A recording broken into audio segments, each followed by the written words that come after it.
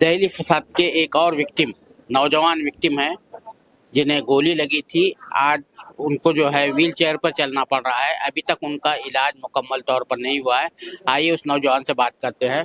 समीर साहब, क्या हुआ था?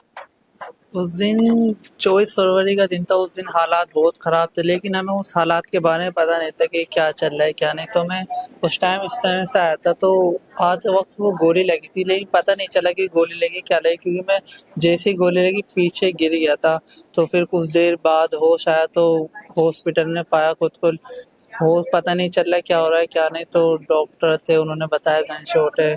तो उन्होंने जल्दी जल्दी ऑपरेशन करा। वैसे तो वहाँ उन्होंने मना कर दिया था डॉक्टर ने कि उम्मीद नहीं है, हमारे यहाँ ऑक्सीजन नहीं है।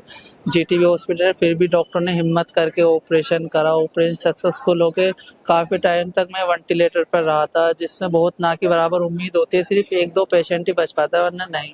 तो 1 महीना मेरा करीब जीटी में इलाज चला था, जितने मेरी सीटी स्कैन MRI हुई, तो उसने पता चला कि गोली लगने से जो नस होती है वो ब्लॉक हो चुकी। और ये मैं काफ़ी सारे हॉस्पिटलों में दिखा कर आ चुका हूँ, सेंट स्टीफेंस, ISIC, अपोलो, तो इन सब में भी यही बताया कि नस ब्लॉक हो चुकी है। तो उसका इलाज सिर्फ फीस है, जो मुझे लगता नहीं कि फीस से हो पाएगी कामयाब, क्योंकि दवाई नहीं चलती और दवाई इस बीमारी में है नहीं।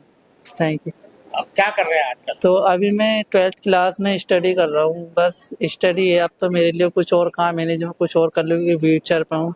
तो अभी 10th पास करके 12th में एडमिशन लिया था, तो मैं सोच रहा हूँ कि साइंस साइड से अगर कुछ मेडिसिन जो होता है ना, एक डॉक्टर लाइन में कुछ बन के दिखाना। तो ये गोली जो लगी थी आपको कुछ पता है क्या? गोली जो है किसकी थी? वो पुलिस की गोली थी या जो फसादी लोग थे, दंगा करने वाले लोग थे, किसकी गोली? गोली तो आप हमारे जो वहाँ के लोग हैं हिंदू, उनकी तो है नहीं, लेकिन जो बुलाए गए थे और हिंदू लोग जो थे, भड़काऊ थे लड़के जो पत्थरबाजी कर रहे थे, तो गोली उनमें से ही किसी एक की थी। क्योंकि जो हमारे पास रहते थे वो तो आज से पहले कभी उन्होंने ऐसा किया नहीं। जो वहाँ से आए थे, बुलाए गए थे, जो बुलाए थे बीजेपी वालों ने, वो उन्हीं की गोली होगी, लेकिन पता नहीं मुझे किसने मारी थी और किसने। लेकिन उम्मीद है कि उन्हीं की थी, क्योंकि उस टाइम पे वही सारे पत्थरबाजी चल रही थी, गोली उन्हीं की तरफ से ज्यादा चल रही थी। आप समीर के वालिद है।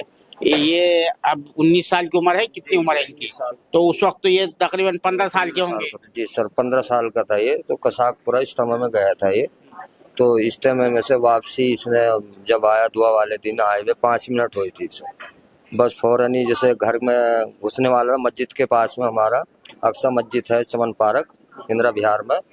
तो शिव विहार के सामने वहीं पे ही हमारा कमरा था, वहीं पे ही मस्जिद थी। तो जैसे ये बाहर रुका चलते चलते, वो फौरन ही इसको बुलेट गन शॉट लगी। ये पता नहीं चला कि इसे गन है या क्या है, किसने मारी है, कैसे क्या है। ना कोई पुलिस तो खैर उस टाइम थी नहीं पुलिस, तो आम पब्लिक थी जो दंगा ये भड़काने वाले थे। जितने भी कोई वहाँ के रहंदा पब्लिक तो थी नहीं, बाहर की पब्लिक थी सब।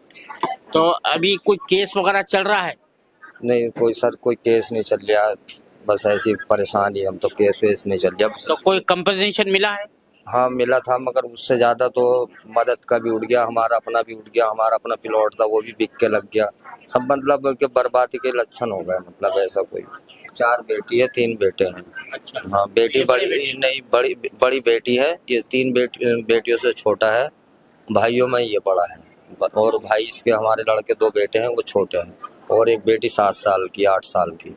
आशा तो बिल्कुल नहीं है, आशा ठीक होने की तो बिल्कुल नहीं है, लेकिन मेरे अंदर एक उम्मीद है कि मैं कुछ करके दिखा सकता हूँ। जो अभी हर सर हमारे साथ जुड़े हुए, मुझे इन पर भरोसा है हमारे साथ रहेगा। और मुझे खुद पर उम्मीद है कि अभी मैं 12th के बाद इनका ज़रूर नाम रोशन करूँगा। मुझे अपने ऊपर उम्मीद है, लेकिन दुनिया वालों पर नहीं। ये थे समीर, जिन्हें दहली फसादात में गोली लगी थी। उनके वालिद है, उनके वालिद से भी हमने बात की।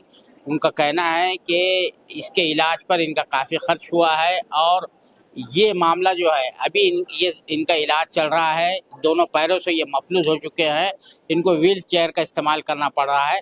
इसके बावजूद भी ये इन्होंने हौसला नहीं खोया है इस नौजवान ने कि वो ज़िंदगी में कुछ करके दिखाना चाहते हैं। कैमरामैन जीशान राय के साथ मैं अब्दुल बारी मसूद, नई दिल्ली।